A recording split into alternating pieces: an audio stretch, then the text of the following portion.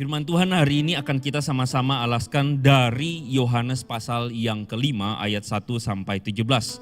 Yohanes pasal yang kelima ayat 1 sampai 17, demikianlah firman Tuhan. Sesudah itu ada hari raya orang Yahudi dan Yesus berangkat ke Yerusalem.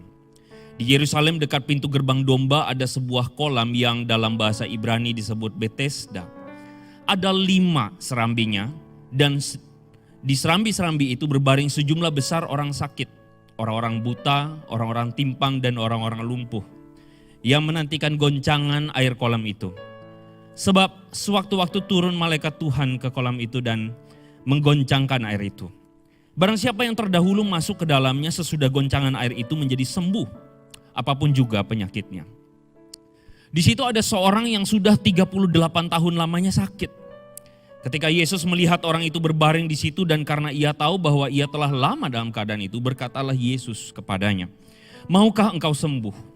Jawab orang sakit itu kepadanya, "Tuhan, tidak ada orang yang menurunkan aku ke dalam kolam itu apabila airnya mulai goncang. Dan sementara aku menuju ke kolam itu, orang lain sudah turun mendahului aku." Kata Yesus kepadanya, "Bangunlah, angkatlah tilammu dan berjalanlah." Dan pada saat itu juga sembuhlah orang itu, lalu ia mengangkat tilamnya dan berjalan. Tapi hari itu hari Sabat. Karena itu orang-orang Yahudi berkata kepada orang yang baru sembuh itu, "Hari ini hari Sabat dan tidak boleh engkau memikul tilammu." Akan tetapi ia menjawab mereka, "Orang yang telah menyembuhkan aku, dialah yang mengatakan kepadaku, angkatlah tilammu dan berjalanlah." Mereka bertanya kepadanya, "Siapakah orang yang berkata kepadamu, angkatlah tilammu dan berjalanlah?" Tapi orang yang baru sembuh itu tidak tahu siapa orang itu sebab Yesus telah menghilang ke tengah-tengah orang banyak. Kemudian Yesus bertemu dengan dia di dalam bait Allah lalu berkata kepadanya, "Engkau telah sembuh, jangan berbuat dosa lagi supaya padamu jangan terjadi yang lebih buruk." Orang itu keluar lalu menceritakan kepada orang-orang Yahudi bahwa Yesuslah yang telah menyembuhkan dia. Dan karena itu orang-orang Yahudi berusaha menganiaya Yesus karena ia melakukan hal-hal itu pada hari Sabat. Tetapi Yesus berkata kepada mereka, "Bapakku bekerja sampai sekarang, maka aku pun bekerja juga." Saudara, ketika saya mempersiapkan bagian firman Tuhan ini, saya mendapati sebuah kisah tentang seorang bernama George Linan. George Linan ini adalah seorang mekanik, seorang yang bekerja sebagai seorang montir, saudara-saudara.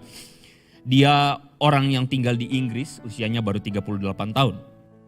George Linan ini adalah seorang yang sangat hobi, saudara-saudara, melakukan sebuah eksplorasi. Jadi dia senang pergi masuk ke dalam gua-gua, saudara-saudara. Dan kalau saudara tahu gua-gua di sana bukan hanya goa, tetapi juga ada sungai-sungai bawah tanah dan sebagainya, saudara. Dan George Linan ini pada bulan November yang lalu, saudara, bulan November barusan ini, melakukan sebuah eksplorasi di sebuah tempat atau di sebuah gua bernama Ogof Flynon. Saya bingung namanya, saudara ya, ini bacanya gimana? Ogof Flynon Du. Letaknya ada di daerah selatan Wales, saudara-saudara, daerah Great Britain ya. Dan di gua tersebut, saudara-saudara, punya banyak cabang-cabang yang rumit sekali. Tetapi karena memang orangnya hobi, saudara-saudara, untuk masuk ke dalam, mengeksplorasi, saudara, menemukan keindahan gua-gua dengan berbagai macam stalaktit, stalagmit, apapun itu, saudara-saudara ya. Saya bukan orang yang hobi mengeksplorasi gua, jadi saya tidak terlalu mengerti. Tetapi saudara-saudara, malang George Linan ini dalam eksplorasinya pada saat itu atau bulan November yang lalu, tiba-tiba saudara-saudara ketika dia melalui satu daerah tertentu, dia terperosok jatuh ke dalam sebuah lubang atau ke dalam sebuah celah yang sangat dalam, saudara-saudara. Sekitar 30 kaki dalamnya. Dia jatuh ke dalam terperosok dan kemudian dia mengalami cedera. Bersama-sama dengan dia ada 2 orang temannya dan dia yang terjatuh. Dan cedera itu, saudara-saudara, membuat dia tidak bisa bergerak pada saat itu juga. Temannya melihat bagaimana George wajahnya penuh dengan darah, saudara-saudara. Jadi ada sobek dari mulut ke bawah, saudara, sobek, luka terbuka. Dan ternyata George mengalami sakit sekujur tubuhnya. Dia mengalami cedera, saudara-saudara, pada tulang. Nah, ini tulang apa, saudara-saudara ya? Collarbone ya, saudara-saudara ya. Dia mengalami cedera pada tulang tersebut. Juga di rusuknya mengalami cedera patah rusuk saudara-saudara. Sama halnya dengan tulang kakinya, tibia dan fibulanya itu mengalami retak saudara-saudara. Saudara, dalam keadaan seperti itu, saya membayangkan bagaimana jika kita menempatkan diri dalam posisi seorang George. Di sebuah gua yang perjalanan masuknya saudara membutuhkan effort yang luar biasa. Dengan cedera dan tidak bisa bergerak. Saudara-saudara, dalam keadaan seperti itu, apa yang saudara rasakan dan lakukan? Apa yang akan saudara lakukan dalam keadaan seperti George? Saya hanya berpikir dengan keadaan cedera rusak parah dari atas sampai bawah. Mana mungkin saudara bisa melakukan sebuah, atau mungkin lebih tepatnya sebuah harapan untuk hidup. Saudara-saudara, cedera yang dialami George ini juga mungkin adalah sebuah cerita. Nanti kita akan lihat ceritanya akan berlanjut seperti apa saudara-saudara ya. Tapi saya melihat bahwa cedera yang dialami oleh George ini juga mungkin adalah cedera yang saat ini kita alami. Di tahun 2021 bahkan sejak dari tahun 2020. Saudara, kita seperti mengalami babak belur saudara-saudara mungkin. Kita mengalami babak belur karena pandemi. Kita mengalami babak belur karena harus menyesuaikan diri dengan situasi yang tidak mudah. Ekonomi yang bagi sebagian besar orang saya rasa mengalami pemerosotan yang tajam. Banyak usaha-usaha yang tutup meskipun ada sebagian juga yang mengalami kemajuan usaha. Tetapi secara utuh, secara umum saudara-saudara, banyak kita mengalami yang namanya babak belur. Di dalam kehidupan keluarga kita, di dalam kehidupan hubungan, karena ada stressful life yang dialami oleh kepala keluarga, oleh orang tua, oleh anak-anak bahkan. Sebuah survei mengatakan dari Microsoft mengatakan bahwa justru Gen Z atau anak-anak kita adalah kelompok yang paling mengalami stressful life di masa pandemi ini. Semua orang mengalami babak belur. Saudara, kita tidak bisa datang di pertemuan-pertemuan ibadah kita atau gereja dengan normal. Karena semua harus jaga jarak. Semua harus jaga protokol, pakai masker. Liatin orang saja bisa salah. Betul nggak saudara-saudara? Saya barusan kemarin ketemu dengan 2 anak remaja saya saudara-saudara yang lama gak ketemu. Saya gak lihat, saya gak bisa kenalin mereka. Karena pakai masker saudara-saudara. Pas saya lihat, oh ternyata gitu loh. Saudara-saudara, banyak hal yang membuat kita itu babak belur mungkin. Pertanyaannya bagaimana saudara-saudara dengan 2022, tahun yang akan kita songsong ke depan. Sebagian dari kita mengalami atau mengatakan dalam diri kita, Tuhan please 20 and 22, please be good to me. Tolong bersikap baiklah padaku, begitu ya. Ini biasa kalau anak-anak muda di sosial media akan posting kayak beginian saudara-saudara. Saudara mau ikut ngetren posting kayak beginian ya, supaya ikut kekinian. Gak apa-apa saudara, bercanda. Oleh karena itulah saudara, hari ini tema yang akan kita bahas adalah bagaimana kita menghidupi yang namanya sebuah pengharapan. Saudara, kata pengharapan ini adalah satu kata yang menarik. Kenapa? Karena kalau saudara perhatikan, Paulus pernah mengatakan ada 3 yang menjadi inti dari kekristenan. Iman, pengharapan, dan kasih. Betul ya?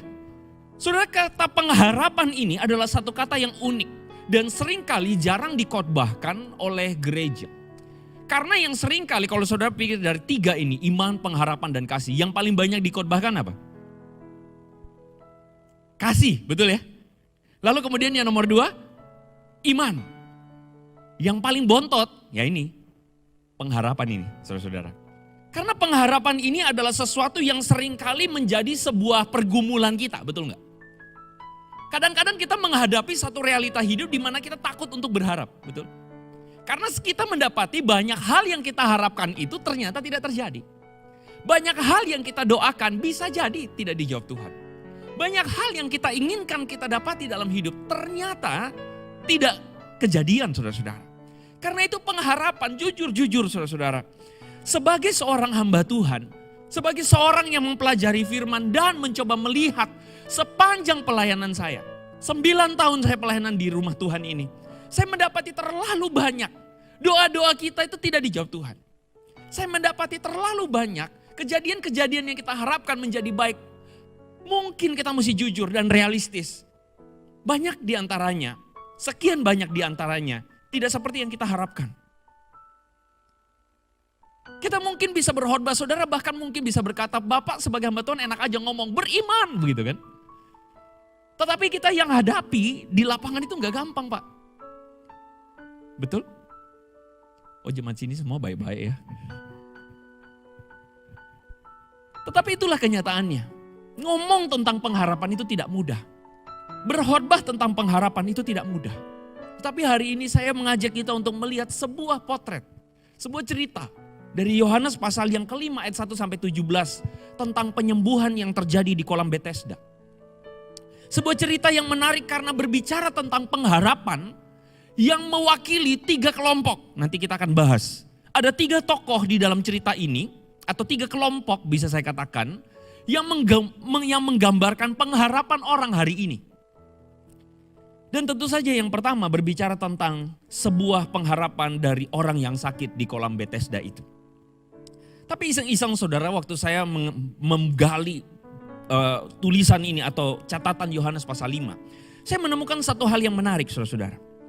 Firman Tuhan menceritakan di kolam Bethesda, dikatakan ada kolam Bethesda, ada 5 serambi saudara-saudara.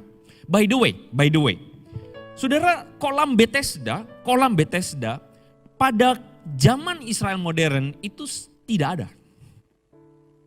Sehingga saudara-saudara kolam Bethesda ini adalah sebuah kontroversi. Kalau saudara ikuti perkembangan arkeologinya, ini adalah sebuah kontroversi. Kenapa?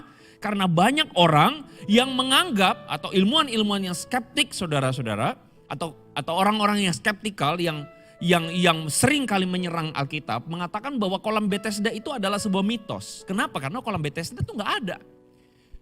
Mengapa mereka mengatakan demikian? Karena kolam Bethesda dikatakan ada 5 serambi, betul ya? Nah 5 serambi itu saudara-saudara, kalau kita pelajari pada konteks yang pada zaman itu saudara-saudara, pada arsitektur Roma itu tidak pernah ada kolam yang bentuknya pentagon, itu tidak ada. Tidak ada kolam yang bentuknya segi 5. Semua kolam pada saat itu bentuknya segi 4.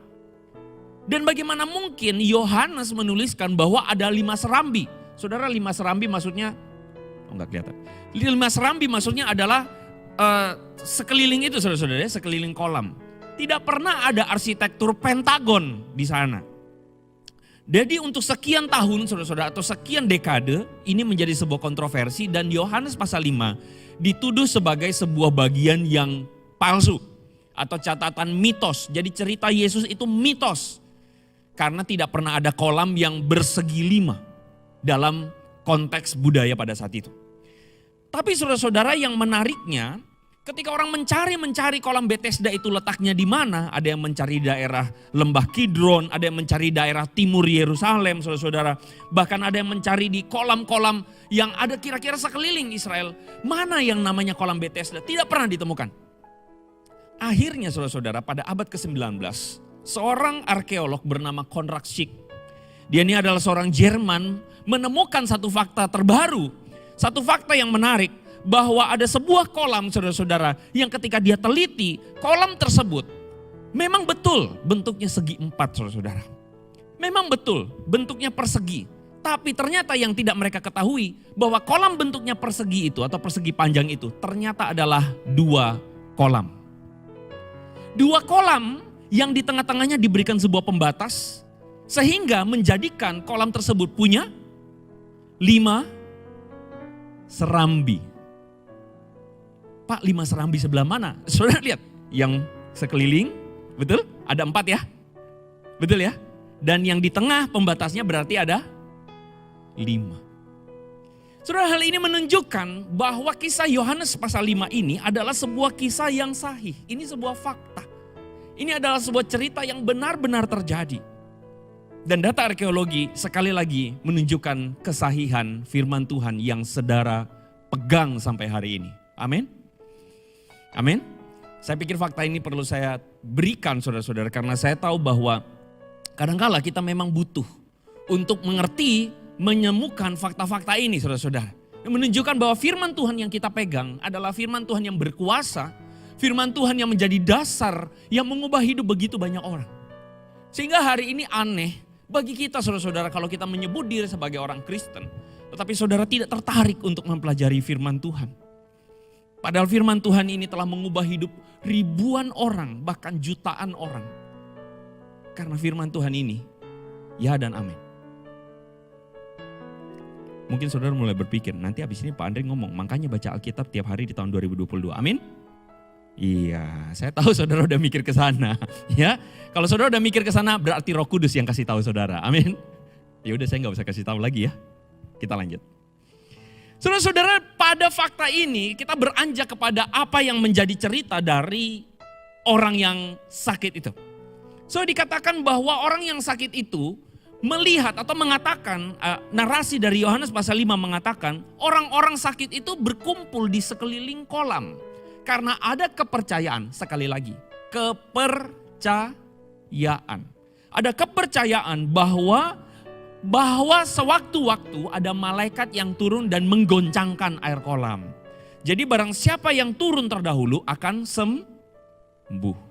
Sekali lagi saya katakan ini adalah kepercayaan. Saudara jangan bilang kolam itu beneran ada malaikat yang turun goyangin airnya saudara-saudara. Karena masalahnya adalah catatan ini hanya satu-satunya yang ada di Alkitab dan kita tidak bisa menjadikannya sebuah kebenaran. Karena memang Yohanes tidak bermaksud menceritakan bahwa ini adalah sebuah fakta. Bahwa malaikat turun goyangin airnya, saudara-saudara. Ini adalah kepercayaan pada saat itu. Nah menariknya, ada seorang yang tidak disebutkan namanya, yang dikatakan bahwa sudah sakit 38 tahun. Saudara kalau orang sakit 38 tahun, saya gak bisa membayangkan saudara. Saya sekarang sudah berusia 36 tahun. Meskipun saya merasa saya nggak seperti usia 30 saudara-saudara ya. Saya merasa saya masih 20-an. Gak apa-apa saudara bilang saya GR, gak apa-apa saudara. Saya mau GR sebelum masuk sinode, saya GR dikit saudara-saudara ya. Saya nggak bisa membayangkan seseorang sakit 36 tahun itu, 38 tahun itu seperti apa. Saya nggak bisa bayangin. Tetapi kemudian orang itu yang saya tahu adalah dia sudah sekian puluh tahun duduk di serambi itu. Menanti supaya air itu goncang. Dan tiba-tiba pada satu hari yang tidak diduga datanglah seorang bernama Yesus. Lalu bertanya kepada orang tersebut, maukah engkau sembuh? Nah ini yang saya mau kasih tahu. Menarik, apa yang menjadi respon dari sang orang sakit itu. Dia mengatakan begini, Tuhan atau Tuan, kurios, tidak ada orang yang menurunkan aku ke dalam kolam. Tidak ada orang yang menurunkan aku ke dalam kolam. Menurut saudara, apa yang menjadi pengharapan sang orang sakit itu?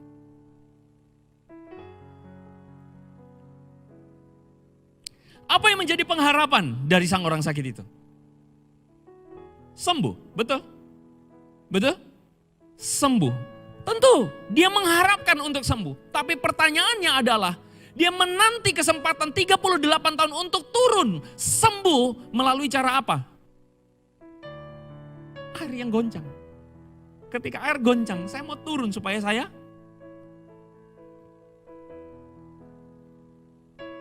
inilah yang menurut saya ada yang keliru.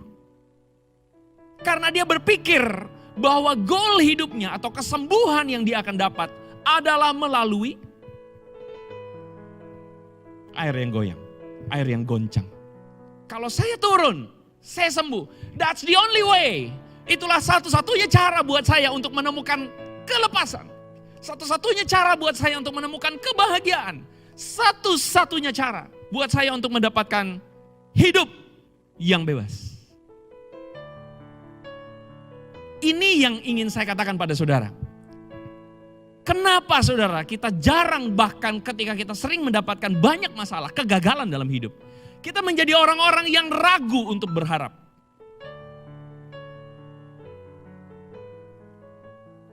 Saudara sudah nonton Spider-Man Homecoming? Belum nonton? Kurang gaul saudara-saudara. Untung saya udah nonton. Prokes tapi saudara-saudara ya, prokes ya. Tapi anak-anak saudara mungkin rata-rata udah nonton. Bahkan sebagian dari saudara anak-anak udah minta untuk, ayo Pak nonton. Pak Bun betul udah? Udah. Nah itu gaul Pak Gunawan ya. Pasti Bu Afi belum? Iya anaknya di Singapura mau nonton gimana? Ada sebuah perkataan MJ yang menarik. Jangan berharaplah untuk kecewa supaya kamu tidak kecewa. Ya sedikit banget yang ngangguk-ngangguk saudara. Perkataan MJ itu menarik. Jangan berharaplah untuk kecewa supaya jangan kamu kecewa. Karena faktanya adalah hidup ini penuh dengan banyak kekecewaan. Banyak ekspektasi yang tidak tersampaikan. Masalahnya adalah itu dia, pengharapan kita atau ekspektasi yang sering kita taruh itu menjadi keliru. Kita berharap bahwa semua harapan kita itu pengharapan. Itu keliru. Saya ulang ya. Kita berpikir bahwa semua yang kita inginkan, semua yang kita harapkan itu disebut pengharapan. Itu keliru. Karena pengharapan itu sendiri dalam bahasa aslinya berasal dari sebuah istilah Ibrani namanya tikvah. Tikvah. Makanya kalau saudara lihat dengar lagu anthemnya Israel, ya, lagu kebangsanya Israel itu ada kata tikvah. Kata tikvah ini adalah sebuah kata yang berasal dari secara literal itu berasal dari kata gevah. Itu berarti sebuah tali yang diikatkan saudara-saudara. Sebagai sebuah bayangan, kalau perahu saudara di pinggir atau disandarkan di dermaga, perahu itu disandarkan memakai sebuah tali. Entah tali itu kalau sekarang saudara mengertinya ditanamkan pada jangkar, betul ya? Tali itu diikat pada jangkar atau tali itu diikatkan pada pinggiran dermaga. Tali itulah yang menjaga supaya kapal ini tidak akan kemana-mana. Tali itulah yang menjaga supaya kapal ini tetap stay on. Tali itulah yang menjaga supaya kapal ini tidak lari, tidak hilang, tidak dibawa. Tali adalah sebuah alat yang digunakan untuk apa? Membuat sesuatu itu stabil, stay on, tidak pergi kemana-mana atau tidak terbang, tidak hilang saudara-saudara. Kata tikvah ini adalah sebuah kata yang kemudian kita mengerti, dikontekskan di dalam pengharapan, adalah pengharapan itu seperti sebuah tali yang diikatkan kepada Tuhan. Sebuah tali yang kita ikatkan pada Tuhan. Yang menjadi masalah adalah banyak orang mengikatkan talinya kemana? Bukan Tuhan. Amin. Ini yang menjadi masalah. Banyak di antara kita yang berhenti berharap, berhenti mempunyai pengharapan, menjadi apatis karena kita tidak mengikatkan tali kita kepada gambaran cerita Yohanes pasal 5 ini menggambarkan kepada kita tentang 3 kelompok atau 3 bentuk atau 3 sisi orang yang mengikatkan talinya, pengharapannya itu. Yang tentu saja kalau saudara baca bagaimana orang yang lumpuh 38 tahun itu saudara adalah orang yang mengikatkan talinya pada yang disebut sebagai sesuatu yang tidak bisa saja hilang saudara-saudara. Dia mengikatkan talinya pada sebuah kesembuhan yang dia pikir didapatkan melalui air yang goncang. Dia salah mengarahkan talinya. Dia mengikatkan talinya pada tempat yang keliru. Dan hari ini saudara-saudara kita mesti mengakui bahwa banyak di antara kita yang bisa saja menggantungkan pengharapan kita pada sesuatu yang keliru. Saya tiba-tiba teringat sebuah lagu. Andai aku jadi orang. Saya tahu saudara pasti tahu lagu ini. Itu menunjukkan saudara sudah senior saudara-saudara ya. Anak-anak muda sekarang nggak tahu, lagu apa itu gitu ya. Kalau anak-anak muda sekarang taunya money, money, money. Terus? Ya saya nggak tahu lanjutannya. Hari ini banyak orang mengatakan bahwa pengharapanmu kalau kamu mendapatkan sesuatu dari yang namanya fulus, maka kamu akan bahagia. Cara bahagia apa? Seorang ibu saudara-saudara bersama-sama dengan suaminya lagi sibuk saudara. Aduh pusing mengatur keuangan. Pusing sepusing-pusingnya. Aduh gimana ya Pih kita mesti atur keuangan ini untuk masa depan anak kita. Mereka lagi pusing saudara bagaimana caranya bisa menyekolahkan anaknya di sebuah kampus yang ada di Bilangan Tangerang sana. Kita mesti jual ruko ini Pi. Kenapa? Supaya bayar uang pangkal. Aduh, Mi, ini kan uang kita atau ini aset kita sisa. Gak apa-apa, jual saja. Yang penting bisa masuk universitas itu. Saudara yang mendengar kisah ini, saudara langsung terharu mungkin. Wah, orang tua luar biasa ya, amin. Memang kasih ibu sepanjang kepada beta gitu. Tak hingga sepanjang masa. Amin. Saya setuju sampai di situ. Tapi saudara belum dengar ceritanya utuh. Sang ibu kemudian berkata padanya, "Nak, mami sudah jual ruko, papi sudah jual ruko supaya kamu bisa masuk kampus ini. Jangan kecewakan mami dan papi." Iya, cari pacar yang kaya. Karena itu kampus kaya. Kampus yang bikin uang papa habis. Anda gak ngerti kampus apa? Enggak, saya gak bermaksud, jangan sebut namanya. Saya bukan bilang bahwa kampus itu doang, bukan bermaksud. Tetapi ini, saudara kadang-kadang bikin sedih.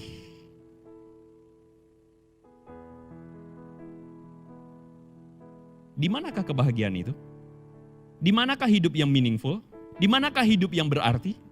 Banyak orang berpikir, orang menggait atau mencantolkan atau mengikatkan pengharapannya pada yang namanya kekayaan.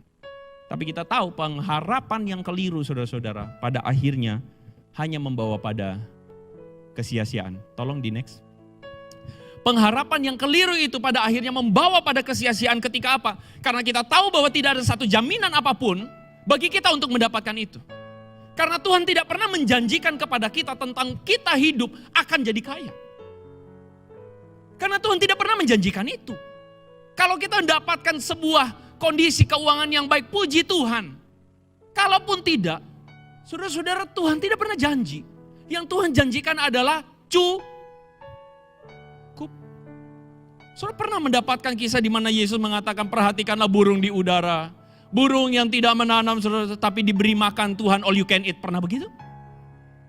Burung diberikan makan di hotel bintang 5, begitu? Tidak. Burung makan secukupnya.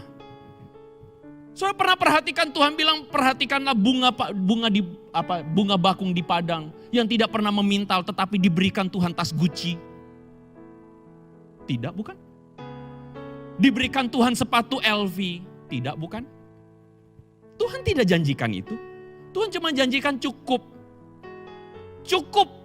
Cukup. Tapi seringkali orang menggantungkan pengharapannya pada itu, saudara. Pada yang namanya uang yang mereka berpikir uang membeli kebahagiaan. Pak, jangan naif, Pak. Bapak udah 9 tahun pelayanan di Citra. Masa uang gak bisa bikin happy? Oh, enggak, saya enggak naif. Saya mengakui uang membeli hiburan. Tapi uang belum tentu membeli kebahagiaan. Hiburan bikin saudara tersenyum. Amin. Ada sini dapat hiburan sedih? Enggak lah. Kita semua happy waktu ada hiburan, betul? Tetapi pertanyaannya, apakah hiburan itu akan membuatmu bahagia seterusnya? That's the point. Ketika kita mempunyai pengharapan yang keliru, sia-sia. Yesus kemudian mengatakan kepada orang lumpuh ini, bangunlah, angkatlah tilammu, berjalanlah. Dan pada saat itu sembuhlah orang itu, lalu kemudian dia mengangkat tilam dan berjalan. Wow, saudara jangan salah mengerti. Ketika dia berjalan, lalu kemudian dia berjumpa dengan kelompok orang kedua. Orang kedua yang kemudian mengatakan, hei, hari ini hari Sabat, ngapain kamu angkat tilam? Tidak boleh angkat tilam. Saudara, saya menjadi sesuatu yang kalau saya baca, ini menarik. Karena apa? Begini saudara, anggaplah saudara punya teman atau saudara punya kerabat. Dan kerabat atau teman saudara itu, saudara tahu dia sakit, katakanlah tidak bisa berjalan 38 tahun, betul? Dan ketika tiba-tiba saudara ketemu dengan dia lagi jalan membawa tilam. Saudara, tilam itu anggaplah sebuah tempat untuk bersandar ya, begitu ya, anggaplah begitu, untuk tidur berbaring. Dia tiba-tiba berjalan. Kalau saudara normal ketemu orang yang sudah 38 tahun, terus ketemu dia berjalan, dia tadinya lumpuh, respon saudara harusnya apa? Respon saudara harusnya apa? Wih, kok bisa gitu kan? Wow, saudara mungkin merasa wow. Saudara merasa wow, luar biasa sekali. Apa yang terjadi? Kok sembuh? Begitu kan? Tapi saudara perhatikan apa yang jadi respon orang Yahudi. Hari ini hari Sabat, nggak boleh. Ini yang saya bilang, pengharapan yang keliru. Pengharapan orang Yahudi pada saat itu adalah ketika mereka merasa mereka menjalankan ritual atau menjalankan hukum Taurat sekeras-kerasnya, seketat-ketatnya. Sehingga ketika ada orang yang tadinya tidak bisa berjalan, lalu kemudian membawa tilamnya, mereka kemudian mengatakan, kenapa kau bawa? Ini melawan hukum. Mereka melalaikan yang namanya jiwa. Berharganya jiwa di mata Tuhan demi yang namanya hukum. Dan bukankah saudara menemukan ada orang Kristen yang demikian pula hari ini? Orang Kristen yang disebut orang sebagai fanatik. Hari ini orang ngomong fanatik itu keliru. Wah, jadi orang jangan fanatik agama. Jangan jadi fanatik. Fanatik itu apa sih, saya tanya? Fanatik itu adalah ketika tidak mengerti tetapi ngotot, itu fanatik.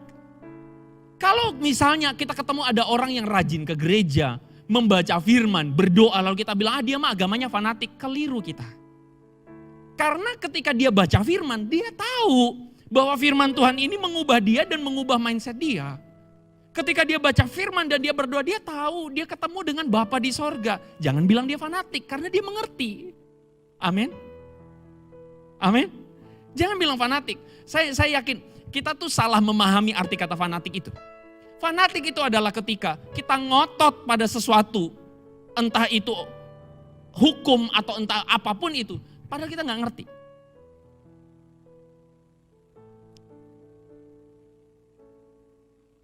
Contoh. Agama mengatakan tidak boleh makan. Makan? Makan apa?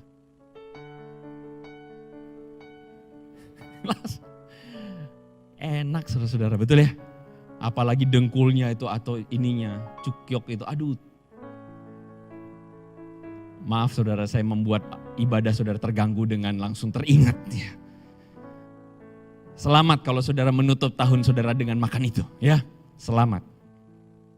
Itu yang menjadi pertentangan antara orang Yahudi dan Paulus. Paulus mengatakan apa? Hidup itu bukan soal makan. Paulus mengatakan apapun boleh. Yang menjadi masalah adalah kalau aku makan kemudian membuat saudaraku tersandung, baru gak boleh. Makanan persembahan berhala. Betul? Jadi hukum atau yang namanya agamawi, kegiatan agama itu bukan semata-mata bukan hanya pada agama ngomong apa ya udah ikutin. Bukan. Tetapi kita harus kembali kepada apa yang menjadi isi hati Tuhan. Dalam hal ini orang Yahudi gagal, kenapa? Karena mereka melalaikan berharganya jiwa demi hukum itu sendiri. Itu kelompok yang kedua. Saya kira saya tidak akan berlama-lama di sini. Yang ketiga saudara-saudara, Yesus melakukan yang namanya kesembuhan yang sesungguhnya kepada orang ini. Kalau saudara baca, Yesus kemudian ketemu lagi kepada orang yang disembuhkan itu di bait Allah. Lalu kemudian Yesus bertemu dengan dia dan berkata, engkau telah sembuh. Sembuh apanya? Sembuh sakitnya. Tapi kata Yesus, jangan berbuat dosa lagi. Supaya jangan padamu terjadi hal yang lebih buruk. Yesus ingin menunjukkan kepada orang yang sedang sakit ini, bahwa ada sesuatu yang lebih daripada hanya sekadar sembuh secara jasmani. Apa itu? Sembuh secara jiwa. Sembuh secara hati. Sembuh secara karakter. Lahir baru. Ada yang lebih penting dari hanya sekadar kaya. Buat apa kaya kalau norak? Setuju dengan saya? Setuju? Buat apa saudara punya segalanya tapi saudara berantem terus di rumah? Buat apa? Buat apa lembu tambun diiringi dengan pertengkaran daripada iya, lebih baik sepiring sayur yang disertai dengan kasih daripada lembu tambun yang diiringi dengan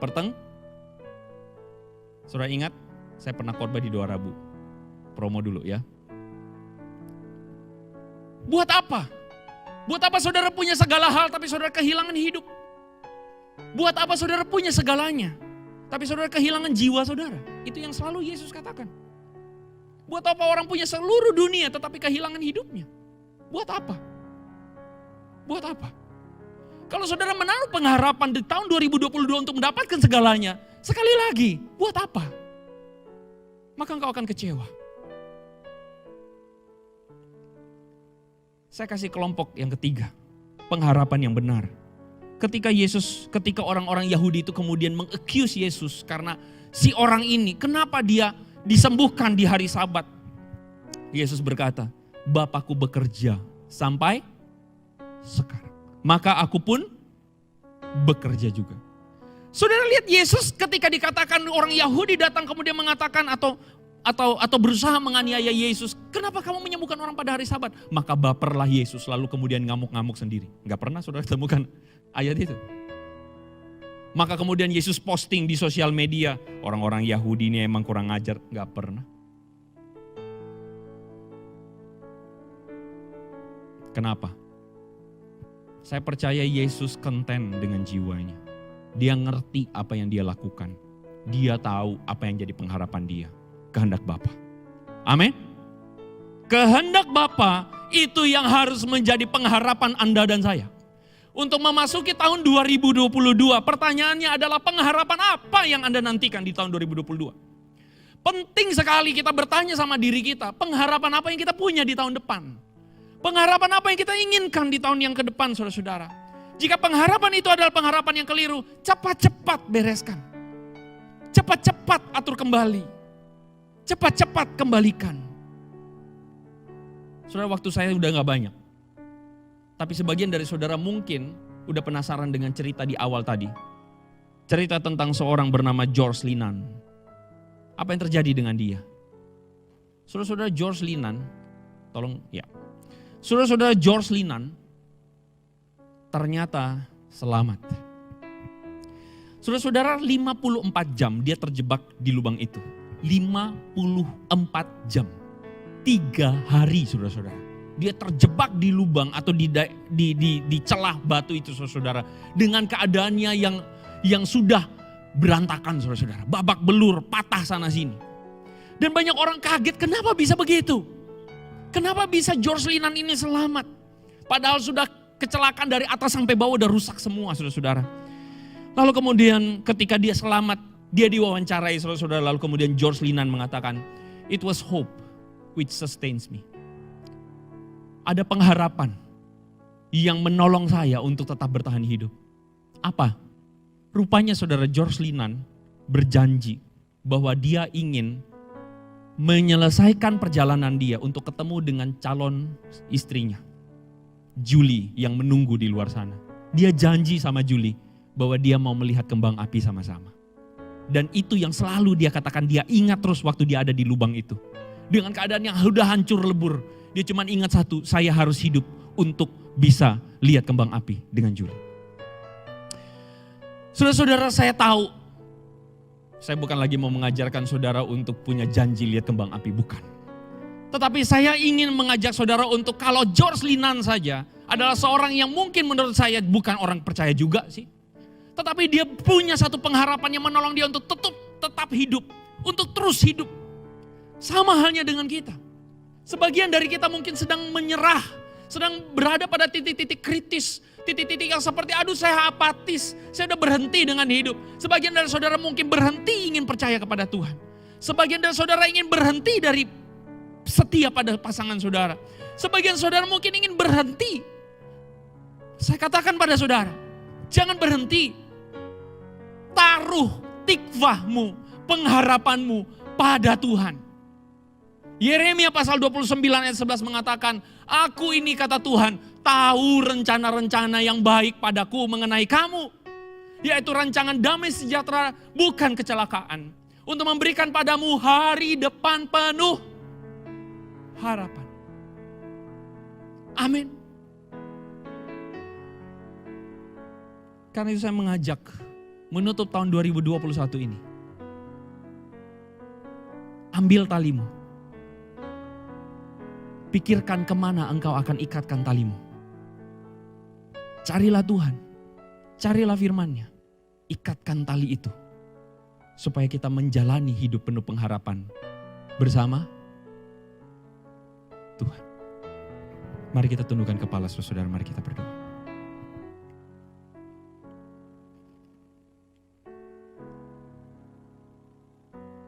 Hati kami tunduk di hadapan Allah yang Maha Kuasa. Tuhan yang menciptakan kami sejak dari kandungan ibu kami. Tuhan yang membentuk diri kami, membimbing kami sekian tahun sampai penghujung tahun 2021 ini. Tuhan yang kami yakini akan juga memimpin kami semua di tahun 2022. Ampuni kami jika kami selama ini keliru menaruh ikatan tali pengharapan kami kepada hal yang lain. Tapi biarkan kami mengikat tali kami kepada Tuhan. Satu-satunya Allah kami, Tuhan kami. Tuhan yang tahu rancangan yang indah buat kami. Izinkan kami Tuhan mengikat tali itu kepadamu. Supaya apapun yang terjadi, kami hanya terpaut pada kehendak Bapa. Apapun yang terjadi, kami tahu bahwa Bapa ada bersama-sama dengan kami. Tuhan tolong kami supaya pengharapan kami menjadi pengharapan yang benar. Mencari apa yang benar, bukan apa yang salah.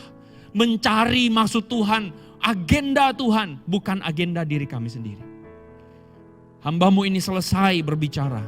Tetapi Tuhan teruslah berbicara, mengartikan, mengaplikasikan firman-Mu ini kepada setiap jemaat-Mu dimanapun mereka, kapanpun mereka mendengarkan firman Tuhan ini. Terpujilah nama Tuhan. Dalam nama Yesus kami berdoa. Amin. Tuhan memberkati saudara-saudara semua.